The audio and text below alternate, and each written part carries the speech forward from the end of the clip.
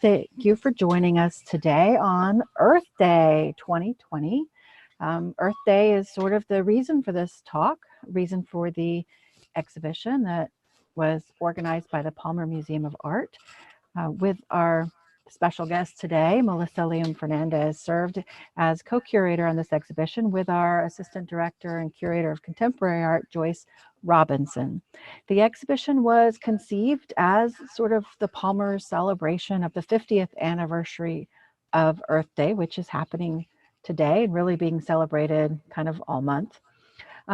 So that was the impetus for it, and Melissa worked very hard to kind of pull together a great list collection of artists and artworks that really consider, humankind's impact on the planet, whether it's past, present, or maybe even looking towards a new or different future.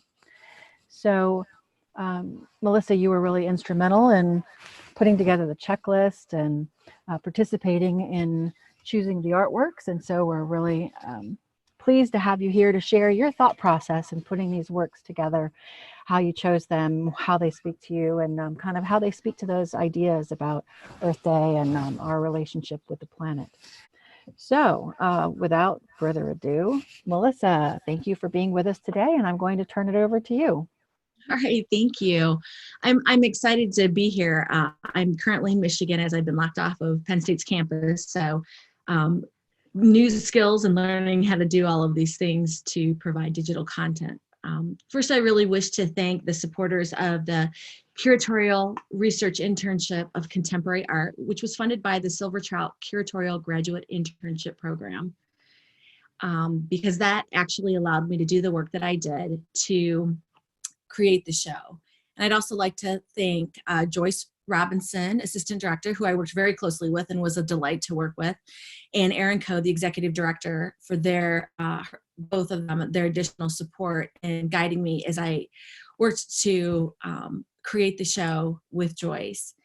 So within the show, there are pieces that really can speak to all demographics of people. It is not something that's just for one group of people, but it really is a show that I pulled pieces from the collection that can really speak to everyone. And in those conversations, there are many different topics that can be discussed that the artwork can kind of pull forward. And those topics include economics, nuclear power, communities, building of safe and healthy community, water preservation, connections to nature and spirituality, giving nature a voice in the art making, and of course, the overall environments of the planet. So let me give you a little bit of history on Earth Day.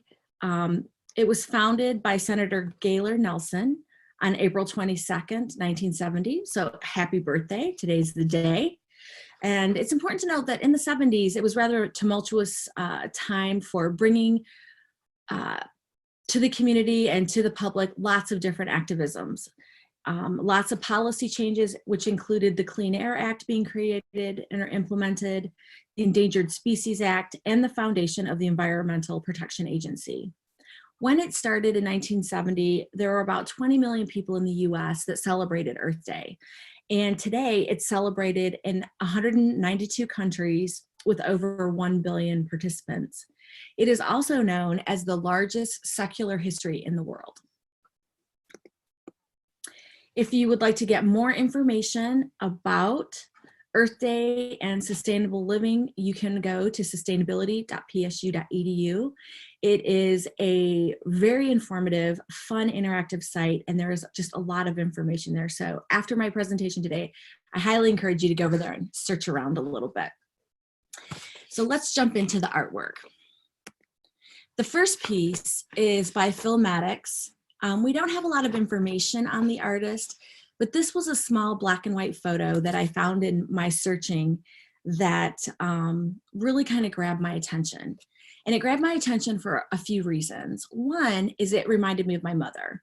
My mom has always been a gardener, plants in the house, gardens outside, flowers, vegetables, everything. And this quiet moment of this image really just kind of reminded me of my childhood and things that I did with my own mom to grow things and be actively engaged in the environment.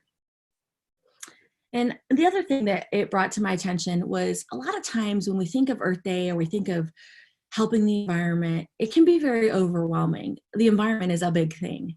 But one thing that this photo brought to my attention was that we can do small things even within our homes to help our own individual environments. I mean, plants that grow that are green will help clean the air and giving off and taking carbon monoxide and giving off oxygen. So this is one thing we can do within our own little mini community to help the environment. This also, one thing that stood out about this image is that it just was a reminder that one person can make a difference. One person can do small acts to help the environment. Okay. These next two images are by Betsy, Damon, and Nancy Azara. Both women are still living.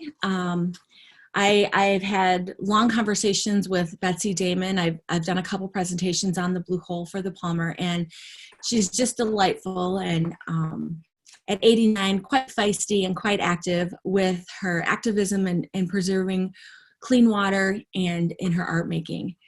Recently I spoke to her, and she's locked in her apartment in Brooklyn with her son, her daughter-in-law, and her grandchild. So she's having a really good time, which is kind of fun to get that kind of input from artists.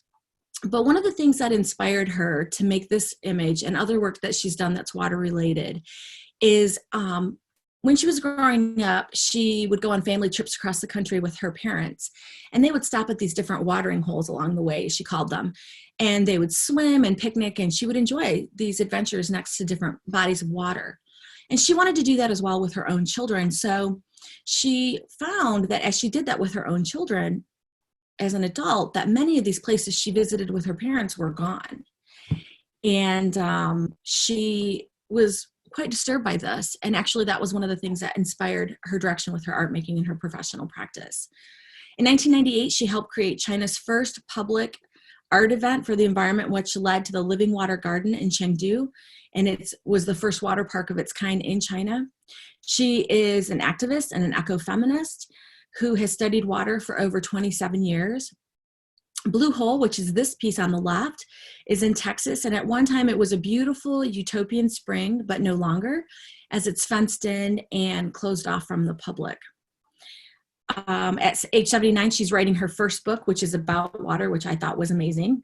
And this piece also is a pastel on a map, so you can see the brown tones in the background. It's actually a printed map that she worked on, and the original poster is quite large and in her apartment still, but this is a print from the Femme Folio collection, and it's 12 inches by 12 inches. And on the right is the piece by Nancy Azara, and Nancy is still very active as well, and I've emailed and talked with her for different projects that I've done. She started the Feminist Institute in New York City, and that's where she lives today. She likes her works to tie in spiritual to the realm of nature.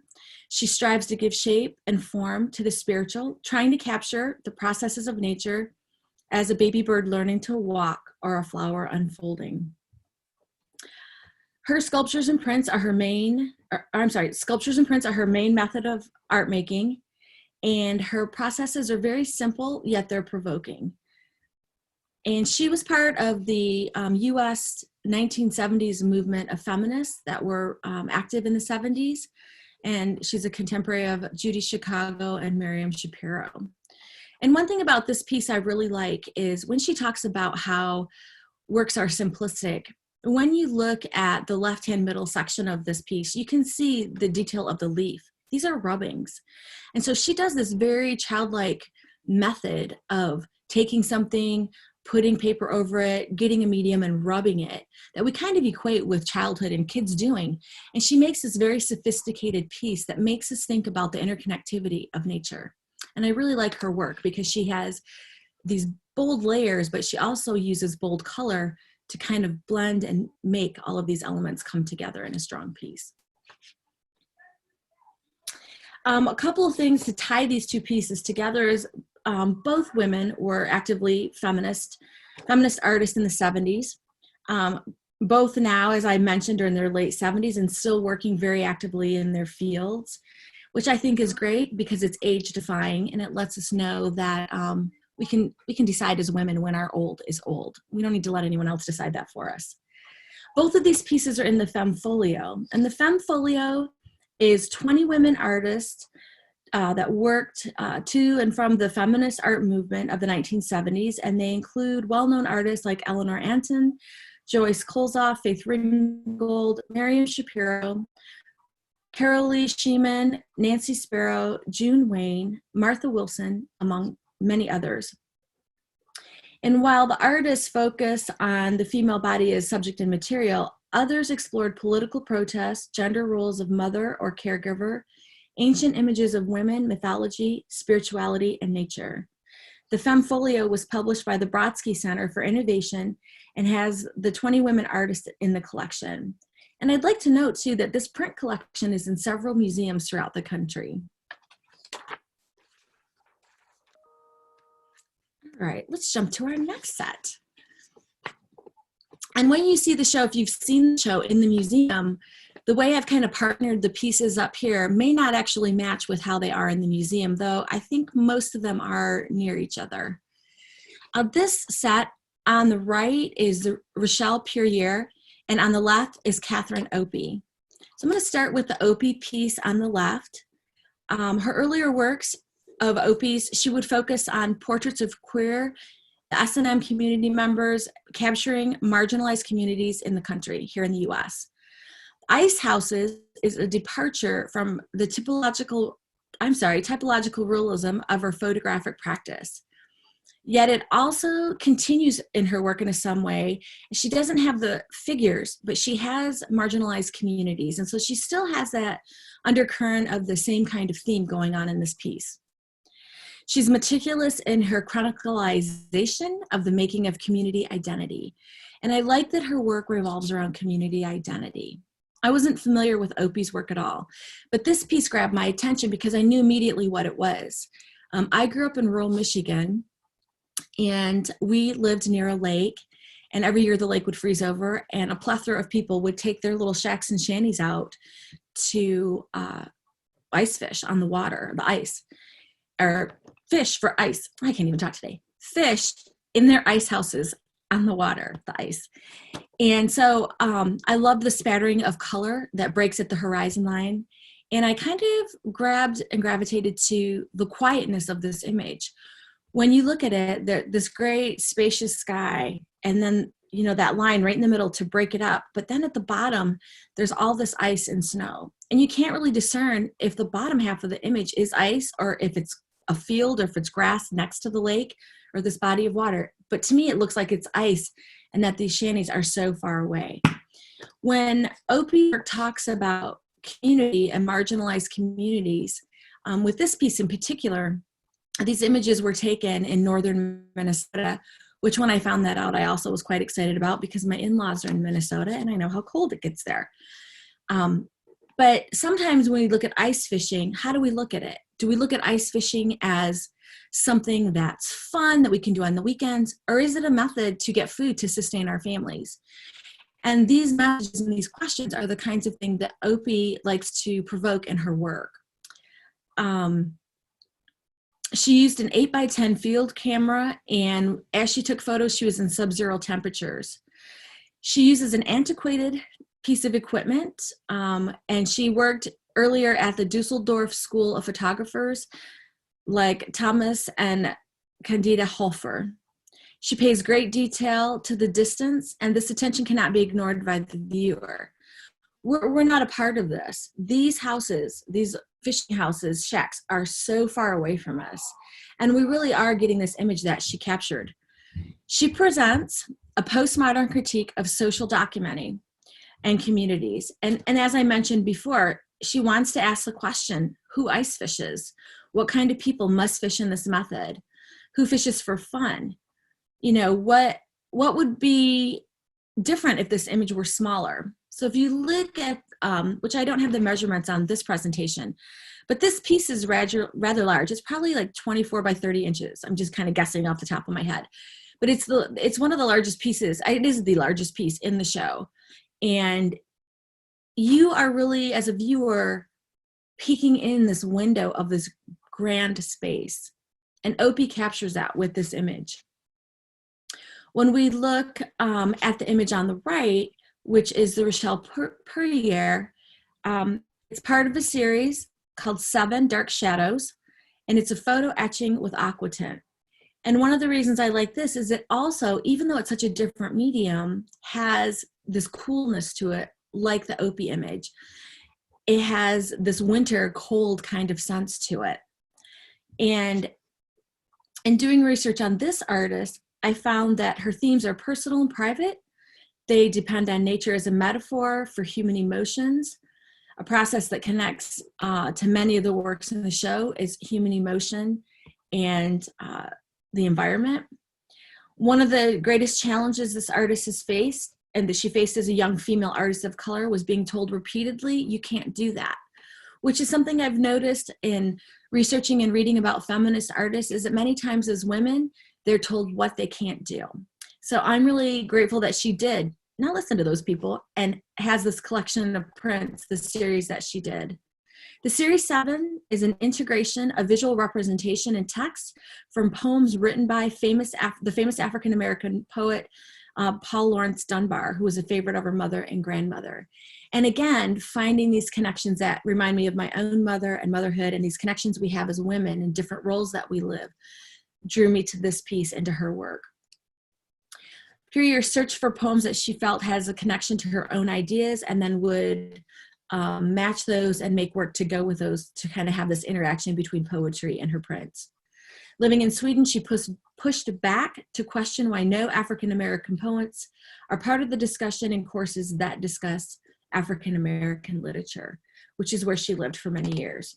So when we look at both of these images, we can see that there's this cool emotional content, that there's this implication in the Perrier of winter. And of course, we can see that it's winter in the Opie, but of these icy waters and this coldness. They connect to the out of doors, and one is community, and one is without people, but has the forest in the background. Both are emotionally barren. They are quite opposite in size. The Perrier is very small, probably about 12 inches by 12 inches, and both are part of printed works and series. This piece is by Ana Mendia, a Cuban-born American artist. The 3 images are from the Silhouette series. And one thing I love about her work is that she uses her body and shapes of her body to create the artwork that she makes. This work is a series, and it was completed in Iowa and Mexico. The figure with the arms overhead represent the merger of earth and sky. And the floating water symbolizes the minimal space between land and sea. And one thing I thought was really interesting about that is when we think of water touching the land, and think about literally what kind of space is there. I live 3 houses in from Lake Huron. It's right over there. And I go to the beach quite often in the warm weather and read and walk up and down, and the waves come in and go out. And when I read this detail about her work, that these images are about the space between the land and the water, I thought it was very provoking, because there's not a lot of space between the land and the water. And when you think about who we are and our identities as women of color, what kind of space is there? And I just thought that was a very interesting point. The arms overhead in these images with the legs together signify a wandering soul. She uses symbolism as well in her work. With the natural landscape, that becomes an increasingly important to her work, invoking a spirit of renewal, inspired by nature and the archetype of the feminine. If you're not familiar with Ana Mendia's work, I challenge you to look up her work and to read about her life, and to be able to see how she incorporates her own figure and the body of women and images of women like these pieces into the earth and into different settings in nature and what she puts on her own body and what these things symbolize. Sometimes we look at contemporary art and we don't understand it, or we think we don't understand it. And I think sometimes we have to give ourselves credit because we do understand a lot more than I think we anticipate. But her work is very interesting. And so I challenge you to look at her work and find some new pieces that you can enjoy. Next, we have the Carrie Mae Weems and the Jerry Ulsman pieces. Both are, well, one is a screen print and one is a gelatin silver print. So let's talk about the Carrie Mae Weems first. So Weems' image here is untitled, but it's from a series called the Sea Island series, which captures the visible traces of the Gullah community off the coast of Georgia and South Carolina here in the United States. The Gullahs are people, descendants of slaves from the Africa's Rice Coast. It's an area that stretches from Senegal down to Sierra Leone and Liberia. And this area, it says that who valued by American colonists for their expertise in cultivating difficult crops. So that's why slaves were taken from this region, is because of their expertise in farming. Weems, who was trained as a folklorist, documented the remnants of African culture that has been preserved by this geographically isolated and tight-knit community for the last 300 years.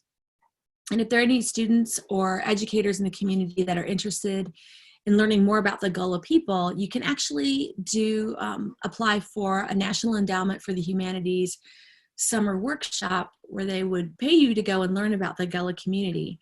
And you can find out more about that on the National Endowment for Humanities page. But this mattress spring hangs mysteriously in the trees. And at first glance, you may not see it, but right in the center of the image, and I wish I had a little pointer I could point it to you, it's horizontally hanging in the trees, above the ground, suspended. And at first glance, it looks like a poetic intervention in the landscape, meant to ensnare evil spirits. And this image is very quiet. There's nothing else there but the foliage and this mattress. And so it has this very quiet, peaceful, historic feel to it. When we look at the Ulsman, who was born in Detroit, a shout out to my friends in Michigan, he was a master printer.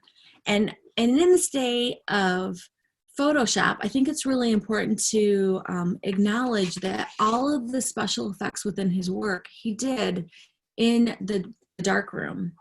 He made multiple negatives and had an extensive darkroom to work in. And interestingly enough, like me in high school, he had poor grades, but he was able to go on and complete his MFA, and later he taught and retired from the University of Florida. He believed that through photography, he could exist outside of himself, to live in a world captured through the lens. And he just simply wished to share with the viewers images from his imagination, and saw photo montage as a means to accomplish this goal, resisting what realists at the time were doing. His work was very different from his contemporaries. Upon the arrival of the digital camera, this is what he says: "I am sympathetic to the current digital revolution and excited by the visual options created by the computer. However, I feel my creative process remains intrinsically linked to the alchemy of the darkroom." And when we look at both of these images together, they are both having a conversation about the environment, talking about the history of a place or the future of a place. The conversations about the environment are either real or implied. The Weems includes what bodies, people, have left in a space, and the Ulsman insinuates what could transpire in a space, leaving the bodies in the image to experience the potential outcomes of the image's projection. And our last piece today is a little whimsical with an undertone of seriousness, and it's by Mark Dion. Mark Dion's traditional work examines dominant ideologies and public institutions that shape our understanding of history, knowledge, and the natural world. He's known for his elaborate and fantastical curiosity cabinets based on the Wonder Common, cabinets of curiosity of the 16th and 17th centuries that hold unusual objects, including plastic and rubber sex toys to imitate marine invertebrates. This print, gifted to the Palmer, was created as the result of Dion's visit, lecture, and workshops with Penn State students in 2018. By locating the roots, environmental politics, public policy, in the construction of knowledge in nature, Dion questions the objectivity and authoritative role scientific voice in contemporary society, tracking how pseudoscience, social agendas, and the ideology creep into public discourse and knowledge production. And I remember initially when I was shown this piece, I was like, well, there are no women on here. And I was corrected, of course. Joyce pointed out, yes, there are some women on here. And we talked about who the people are and what they do that are listed on this piece. As a dinosaur and just the silhouette, bone structure, the skeleton of a dinosaur, it kind of brings a lightness to the show. And I liked it because little people like dinosaurs. And I have no reason understanding why, but my children and children I know, many of them like dinosaurs. And so this would be a good conversation starter for a little person to learn about who these people are around the outer edge of this image.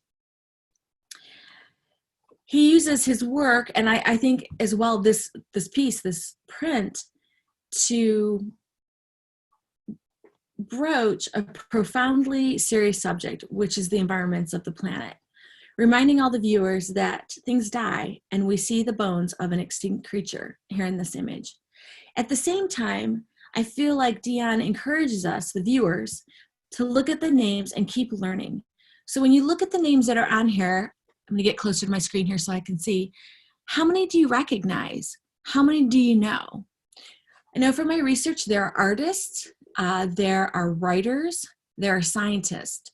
So what can we do as we take away from the talk today that I'm giving? Can we look up some of these artists? Can we have conversations about the work that they've done? Can we look at scientists and look up some of the work that they've done to kind of perpetuate our learning for Earth Day?